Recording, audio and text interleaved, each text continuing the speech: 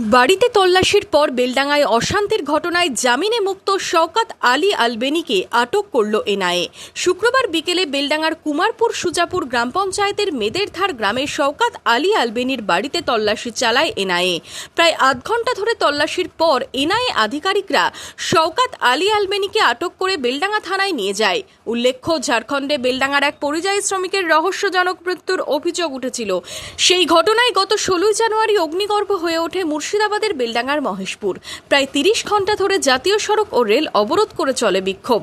পরের দিন বেলডাঙ্গার বড়ুয়া মোড়েও অবরোধ ও ভাঙচুর হয়। এই ঘটনায় তদন্তে নামে এনআইএ।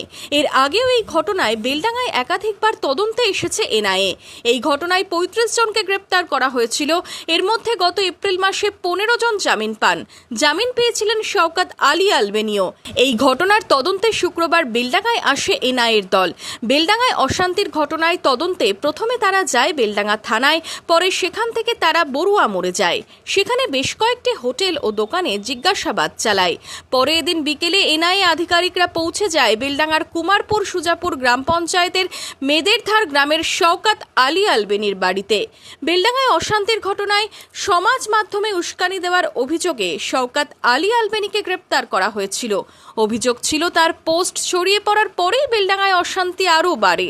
এদিন এনআইএ আধিকারিকরা তার বাড়িতে ঘরে ঢুকে তল্লাশি চালায়। সন্ধ্যায় জামিনে মুক্ত শওকত আলী আলবেনীকে আটক করে NIA. Bureau report, imagine community media.